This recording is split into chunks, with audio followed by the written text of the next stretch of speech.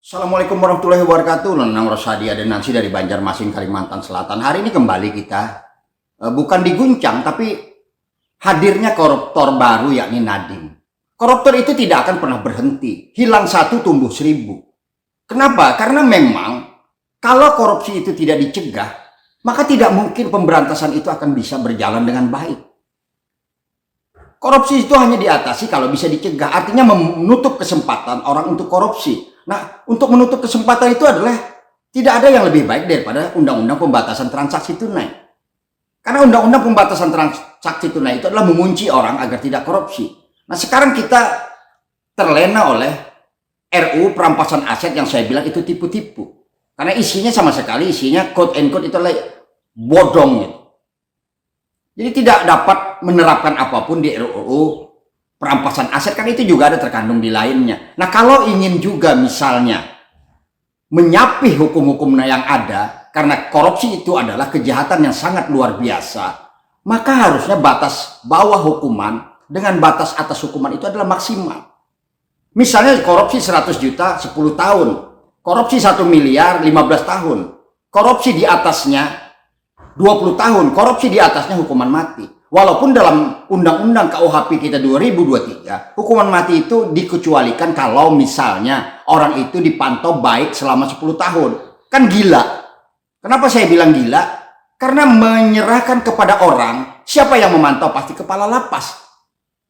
Pasti hukuman mati itu tidak akan pernah dilaksanakan. Pasti dalam 10 tahun itu adalah menjadi ATM-nya orang-orang yang mengontrol yang terkena hukuman mati itu. Artinya membuka ruang korupsi baru. Ini yang saya katakan bahwasanya kenapa orang-orang yang saya sebut koruptor, saya identikan dengan kalimat maling itu adalah terus berkeliaran di mana-mana ketika mereka berkuasa. Mereka berkuasa, mereka memiliki kesempatan di level manapun, sangat memungkinkan kalau peraturan undang-undang kita seperti ini. Tidak bisa undang-undang itu ketika dibuat berprasangka orang itu adalah orang baik gitu. Jadi kalau kita membuat undang-undang, maka prasangkanya adalah prasangka buruk untuk mengunci maling, mengunci koruptor, mengunci bajingan, agar kalaupun lolos, maka nantinya undang-undang itulah yang menghukumnya. Kalau sekarang putusan hakim demi keadilan berdasarkan ketuhanan yang Maha Esa, saya menganggap sebagian besar putusan hakim itu berdasarkan kepada kesetanan. Itu karena proses yang sangat panjang memberikan peluang kepada hakim untuk memutus yang sebenarnya tidak pada tempatnya. Tetapi kan undang-undang membuka ruang. Minimal 2 tahun, maksimal 20 tahun misalnya. Itu kan memberi ruang kepada orang untuk bias. Makanya harusnya undang-undang itu dirubah semuanya. Ini undang-undang yang kemarin 2023 itu juga isinya sangat parah. Ada beberapa item yang sangat merugikan orang ketika misalnya berurusan dengan hukum. Semua disetting untuk oligarki, untuk penguasa, sehingga rakyat tidak bisa berkutik, termasuk RUU Kejaksaan misalnya, RUU Kepolisian kemarin, RUU TNI. Ini yang saya katakan bahwasanya kalau korupsi itu adalah menjadi musuh utama, maka kunci dulu semuanya.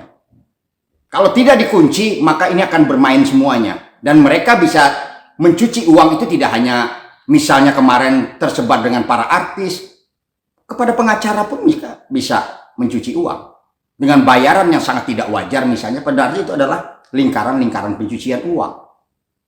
Nah, ini pencucian uang TPPU ini sulit nantinya kalau Undang-Undang Pembatasan Transaksi Tunai itu diundangkan. Saya ini akan mengulang beberapa kali, mudahan nantinya bisa didengar dan dibukakan hati orang-orang masih hidayah oleh Allah Subhanahu wa Ta'ala. Karena korupsi inilah yang membunuh kita, yang menghancurkan bangsa ini. Jadi tidak ada yang lain. Kalau korupsi ini diberantas, insya Allah semua berkeadilan. Makanya saya selalu menyampaikan 5 konsep dasar itu adalah undang-undang dunia dan akhirat. Karena apa?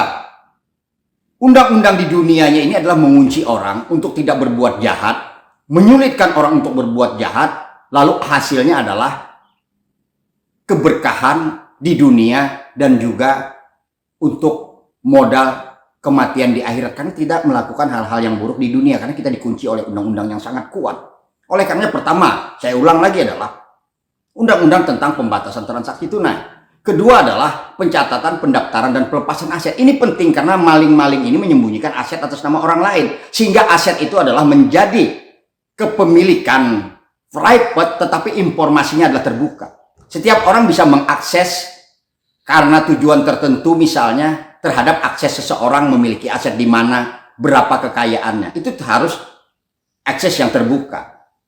Ketiga adalah undang-undang beban pembuktian terbalik. Undang beban pembuktian terbalik ini adalah konsepnya sama dengan ratifikasi misalnya PBB itu, bahwasanya orang yang disangkakan bersalah itu harus membuktikan dari mana asalnya, kekayaannya, harta yang didapat. Jadi tidak perlu lagi aparat. Itu esensinya. Keempat adalah tidak ada kata lain. Kalau bangsa ini ingin baik, berdamai dengan masa lalu, putihkan saja semua harta mereka.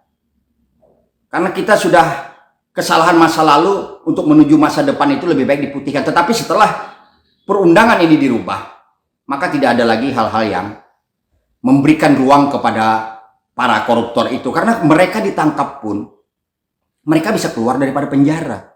Bahkan kalau kita ingat soal Gayus Tambunan, itu beli rumah di sekitar penjara Sukamiskin. Dan banyak yang beli rumah-rumah mewah di sekitar itu. Karena apa? Karena mereka keluar malam, kalau pas ada kontrol masuk, mereka bisa jalan kemana-mana. Jadi kebebasannya tidak bisa dibatasi. Nah, inilah pentingnya mengapa pencegahan korupsi itu jauh lebih penting daripada pemberantasannya. Saya rasa itu cukup. Saya sudah berkirim surat dari dulu juga kemana-mana. Tapi paling tidak hari ini saya terus bersuara. Dan suara ini tentunya adalah sebagai pertanggungjawaban pribadi saya sebagai makhluk yang masih hidup, yang masih diberi akal, diberi mata, diberi mulut untuk bicara. Daripada kita diam 1000 bahasa, tidak ingin bangsa ini lebih baik. Demikian, wassalamualaikum warahmatullahi wabarakatuh. Salam sehat, salam Pancasila, ciao.